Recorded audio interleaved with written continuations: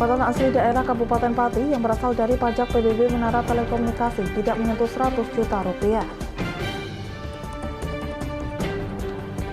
Menteri PMK Muhadjir Effendi mendesak agar pemerintah daerah segera membagikan bansos PKH dan juga BNPT. Setelah 36 tahun mengabdi, Sekda Kabupaten Kendal Muhammad Toha resmi purna tugas per akhir Februari ini. Selamat sore pemirsa, bersama saya Galus Kakinanti, Anda menyaksikan Jateng hari ini.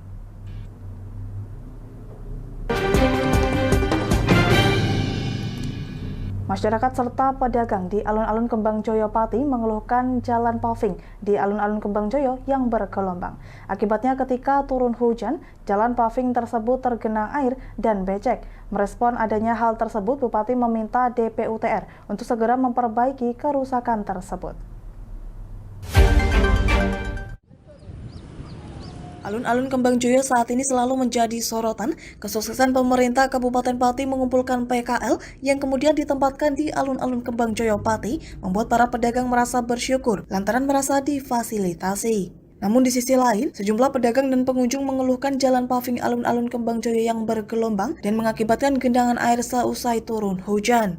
Salah satu pengunjung saat ditemui pada Tempo Hari mengungkapkan bahwa pihaknya mengharapkan pemerintah Kabupaten Pati memperbaiki fasilitas yang kurang seperti sistem drainase dan juga jalan yang becek. Meski begitu, ia mengaku mengapresiasi pemerintah Kabupaten Pati yang sudah memfasilitasi para PKL untuk berdagang di alun-alun Kembang Joyo. Harapannya untuk alun-alun yang baru ini ya, Pak, itu sistem drainase sama jalannya itu sedikit becek gitu ya. Ya saya apresiasi untuk Kabupaten Pati, pemerintahnya itu sangat bagus, bisa mengumpulkan PKL di sini sangat baik sekali. Menanggapi hal tersebut, Bupati Pati sebelumnya sudah memerintahkan pihak DPUTR untuk segera memperbaiki jalan paving tersebut. Menurutnya jalan paving tersebut masih dalam tanggung jawab rekanan. Ya, paving yang becek ini tanggung jawab rekanan karena apa? Dulu kan pemadatannya kan kurang karena belum dilewati, tapi karena ini musim hujan, nanti itu mudah saja, nanti kan dikeraskan, diambil pavingnya, kemudian ditata kembali. Tadi sudah saya perintahkan pada Pak Kepala DPU. Bupati juga menambahkan bahwa pihaknya akan menambah fasilitas yang diperlukan nantinya seiring berjalannya waktu. Dalam hal ini pihaknya juga meminta pedagang untuk bersabar dan selalu menjaga kebersihan di alun-alun Kembang Joyo Pati. Dari Pati, Fajar Mukti, Lingkar TV, melaporkan. Pendapatan asli daerah Kabupaten Pati yang berasal dari pajak bumi dan bangunan atau PBB Menara Telekomunikasi tidak menyentuh 100 juta rupiah pada tahun kemarin. Hal tersebut berdasarkan rekap data yang disampaikan oleh Badan Pengelola Keuangan dan juga Aset Daerah atau BPKAD Kabupaten Pati, Jawa Tengah. Pendapatan asli daerah Kabupaten Pati yang berasal dari pajak bumi dan bangunan Menara Telekomunikasi tidak menyentuh 100 juta rupiah pada tahun kemarin. Hal itu disampaikan langsung oleh Kabid Pajak Bumi Bangunan Pedesaan dan Perkotaan Udi Harsilo Nugroho baru-baru ini. Pihaknya mengungkapkan bahwa keberadaan PBB untuk menara di Kabupaten Pati tidak sampai menyentuh angka 100 juta rupiah pada tahun kemarin. Kecilnya angka pajak yang masuk tak lepas dari sedikitnya menara telekomunikasi di Kabupaten Pati yang mempunyai PBB. Menara yang baru membayar PBB berdasarkan rekap data BPKAD Kabupaten Pati masih di angka 76 menara saja. Angka ini jauh lebih sedikit dari jumlah data menara yang ada di Kabupaten Pati, padahal jika menilik kembali data yang dikeluarkan oleh Diskominfo Kabupaten Pati, terdapat sekira 300 menara telekomunikasi yang membayar retribusi. Kenapa kok belum kami segera sinkronkan? Karena ada permasalahan. Pertama, kami belum mengetahui NOP dalam titik menara tersebut yang di dalam data retribusi menara telekomunikasi. Jadi mereka ada datanya, namun tidak ada data SPPD. Lebih lanjut, Udi menjelaskan bahwa salah satu kendalanya berupa pihaknya belum mengetahui nomor objek pajak atau NOP dalam titik menara tersebut. Belum semua menara di Kabupaten Pati mempunyai surat pemberitahuan pajak terutang, pajak bumi bangunan atau SPPT PBB. Sedangkan saat ini terkait sasaran pajak yang ada, pihaknya tidak dapat menyampaikan rincian pastinya. Besaran ini menurutnya mempunyai tarif yang berbeda berdasarkan status lahan menara telekomunikasi berdiri. Dari Pati, Fajar Mukti, Lingkar TV, melaporkan. Sebanyak 262 warga Kelurahan Bendan Ngisor, Kota Semarang mendapatkan sertifikat tanah melalui program PTSL. Warga yang telah mendapatkan sertifikat tanah tersebut mengaku dengan pembagian sertifikat tanah semakin memperkuat status hukum terhadap tanah yang mereka miliki.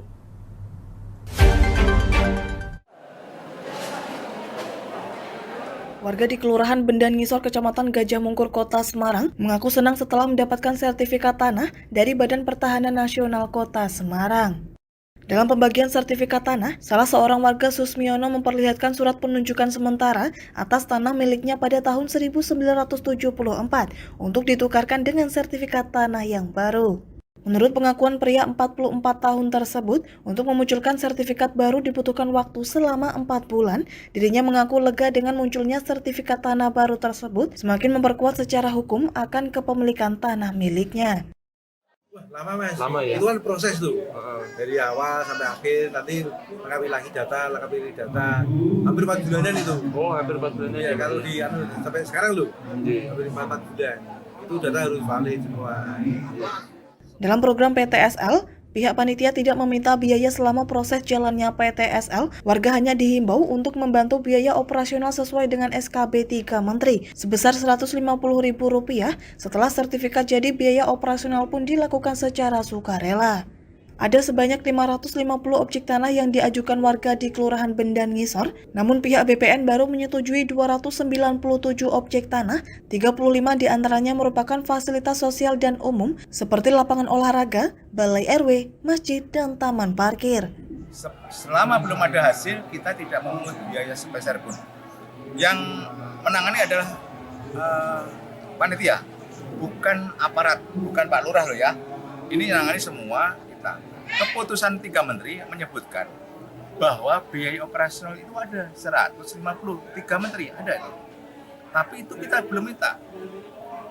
Kita bukan minta, setelah sertifikat keluar yang 262 itu, maka kita menghimbau untuk membantu operasional pelaksanaan PTS ini.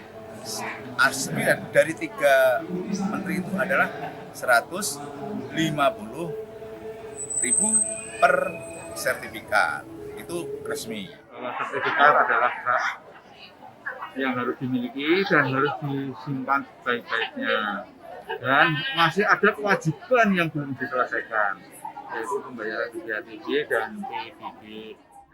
BPN Kota Semarang meminta kepada warga yang belum mengikuti program PTSL agar dapat segera memanfaatkannya dengan baik, di mana pada program PTSL pemerintah Kota Semarang di tahun 2021 mendanai 25 miliar untuk penyelesaian 50.000 bidang tanah dan 15 miliar untuk penyelesaian 35.000 bidang tanah. Kemarin terlewat, artinya kasihan warganya yang terlewat. Monggo yang punya saudara, punya kerabat, yang punya kerabat, tolong silakan hubungi. Ada program ini mungkin tidak hanya di Bendan Ngisor ya, di seluruh Kota Semarang. Artinya kami di tahun kemarin diberi hibah oleh Pak Hendi 25 miliar untuk penyelesaian sertifikat di tahun 2021 sejumlah 50.000 bidang. Dan di tahun ini kita masih diberi anggaran 15 miliar oleh Pak Hendi untuk 35.000 bidang. Makanya kami sampaikan silakan yang belum mendapatkan kesempatan ini digunakan sebaik-baiknya. Kementerian Agraria dan Tata Ruang Badan Pertahanan Nasional menggenjot pembagian sertifikat tanah kepada masyarakat melalui program PTSL tersebut. Diharapkan di tahun 2025 mendatang, target pendaftaran 126 juta bidang tanah dapat tercapai sebagai upaya memberikan jaminan dan kepastian hukum kepada warga atas tanah yang mereka miliki. Dari Semarang, Henufan, Lingkar TV, melaporkan. Pemirsa, kami akan kembali usai jeda pariwara. Tetaplah bersama kami di Jateng hari ini.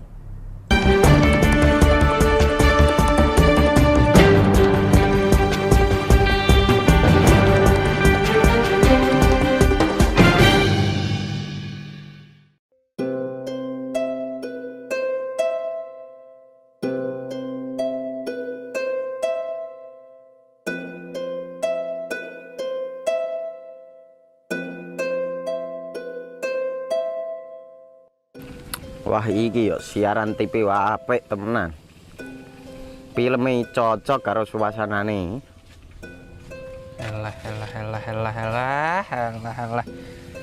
Elah.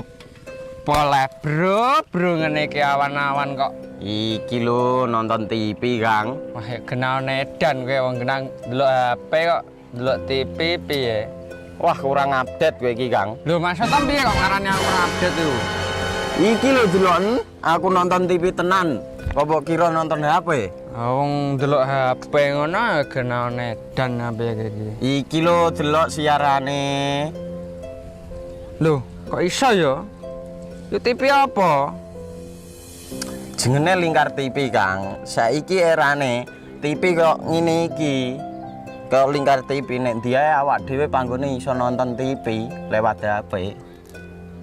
Kok ngene iki. Ana film-film ngene iku ya? Iya, filme apik-apik kaya ngene iki. Awak dhewe nek sawah leren mbut gawe iso leren ndelok film-film ngene iki. Padha iso ngene iku. Iso, ora ketinggalan karo cah-cah kae. Loh, HP ku kok ora iso tak nggo ngono piye carane iki? Iki lho Rip, tak doi carane. Piye? Kowe buka Play Store. Play Store, Mas. Yo iku pokoke. Play Store apa? Ketik Lingkar TV. Engko lek wis ngono, klik install. Nah, engko wis ana metu menune Lingkar TV karek ndelok siaran apa ae. Film-filme apik-apik. Berarti film channel Lingkar TV metu nang kene kabeh ra? Iso. Filme wah cocok karo suasana cara didelok ya. Oh, wis iki iso iki. Iya metu kabeh ngene TV wah. Iya. Kondiange ya. Mangkane Lingkar TV filme apik-apik kabeh. Iya, aku ngene kok. Lagi reti iki aku malah.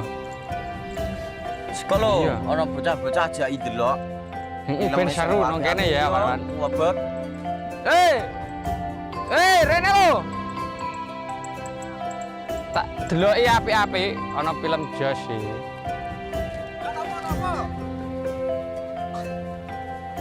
Rene go Rene. Oh iki lho tak deloki film nang Lingkar TV. Solutif dan terpercaya. Tonton siaran Lingkar TV melalui aplikasi Lingkar TV di Play Store. Dengan cara ketik Lingkar TV di pencarian Play Store, kemudian tekan install. Mudah bukan? Nikmati tayangan-tayangan menarik dari Lingkar TV kapanpun dan dimanapun Anda berada. Tinggal tekan menu Lingkar TV di HP Anda dan selamat menonton!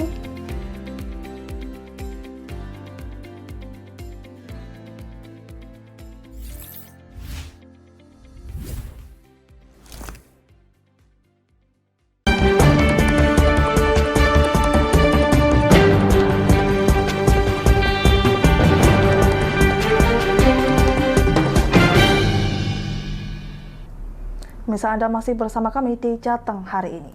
Menteri Koordinator Bidang Pembangunan Manusia dan juga Kebudayaan atau PMK Muhadjir Effendi saat melakukan penyaluran bantuan sosial atau Bansos di Kabupaten Tegal, Jawa Tengah mendesak agar pemerintah daerah segera membagikan bantuan sosial atau Bansos PKH dan BNPT agar segera dimanfaatkan masyarakat sesuai dengan arahan Presiden Joko Widodo.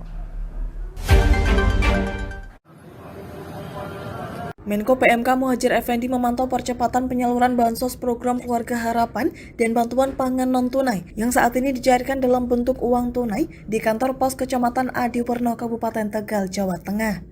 Sesuai arahan Presiden, Muhadjir meminta agar pemerintah daerah segera menyalurkan bantuan sosial selambat-lambatnya pada 3 Maret mendatang. Menurutnya saat ini masyarakat sangat membutuhkan bantuan agar bisa segera dimanfaatkan oleh keluarga penerima manfaat tersebut. Menko PMK juga mengingatkan agar bansos tidak salah sasaran seperti yang terjadi di Kota Tegal, di mana Wakil Wali Kota Tegal Muhammad Jumadi sempat terdaftar dalam data terpadu kesejahteraan sosial sebagai penerima bansos. Pihaknya meminta agar para ketua RT RW hingga kepala kelurahan atau kepala desa saat melaporkan warganya untuk betul-betul mempertimbangkan melalui musyawarah desa yang hanya berhak menerima yang dilaporkan sehingga meminimalisir terjadinya salah sasaran. terus kita verifikasi, kita kurangi seminim mungkin terjadi inclusion error dan exclusion errornya. Tetapi itu memang kadang-kadang sulit untuk dihindari untuk bisa tercapai 100%. Karena itu saya mohon peran serta partisipasi dari RT RW untuk melaporkan warganya dengan benar siapa yang berhak dan siapa yang tidak berhak. Kemudian pendamping PKH, kemudian pendamping desa juga saya minta untuk ikut, sehingga betul-betul yang dikirim ke Kementerian Sosial itu nama yang memang betul atau keluarga yang betul-betul memang berhak. Sementara itu, Bupati Tegal Umi Azizah mengatakan jumlah penerima BNPT yang dibayarkan tunai pada hari ini sebanyak 1.063 keluarga penerima manfaat atau KPM di 3 kecamatan, yakni Kecamatan Surodadi, Wururejo, dan Kecamatan Tarup. Sementara jumlah penerima PKH pada tahap pertama sebanyak 69.000 KPM.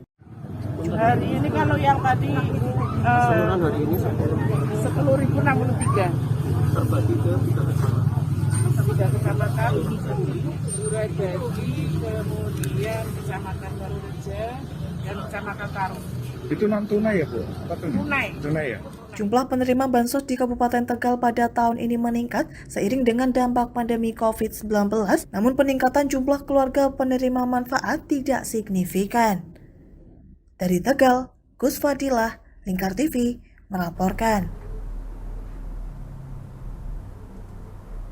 Setelah 36 tahun mengabdikan diri di pemerintahan, Sekretaris Daerah atau Sekda Kabupaten Kendal, Muhammad Toha, resmi purna tugas per akhir bulan Februari ini, di mana momen ini dilepas secara resmi oleh Bupati Kendal Diko M. Ganinduto.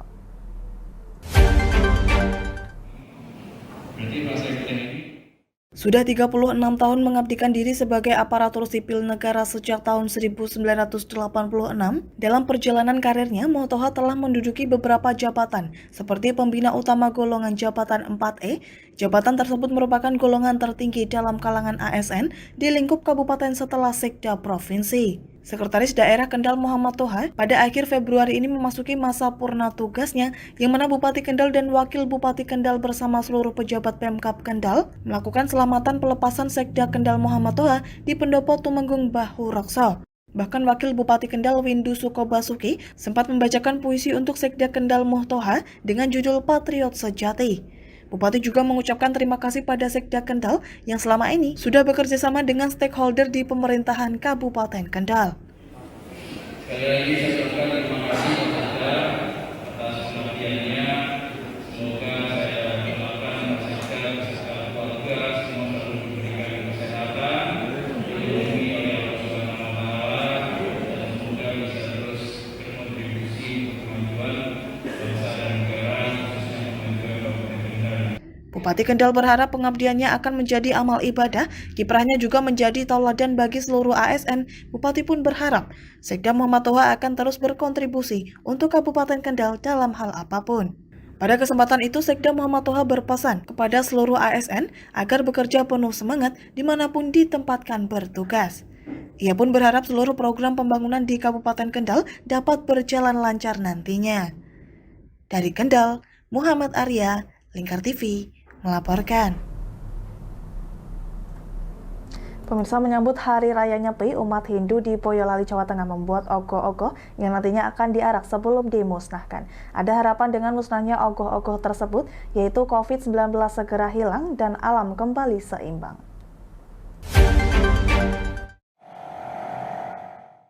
Menjelang perayaan Hari Nyepi pada 2 Maret mendatang, kesibukan mulai terlihat di Pura Buana Suci Paraswati, Desa Ngaru-Ngaru, Banyudono, Kabupaten Boyolali, Jawa Tengah. Para pemuda tengah mempersiapkan sebuah ogoh-ogoh desa dengan tinggi 4 meter. Ogoh-ogoh ini mulai disiapkan oleh pemuda Hindu setempat sejak bulan Januari lalu. Ogoh-ogoh tersebut nantinya akan digunakan dalam upacara mengaru dan diarak berkeliling di sekitar pura, lalu akhirnya dibakar sebelum umat Hindu melakukan barata penyepian.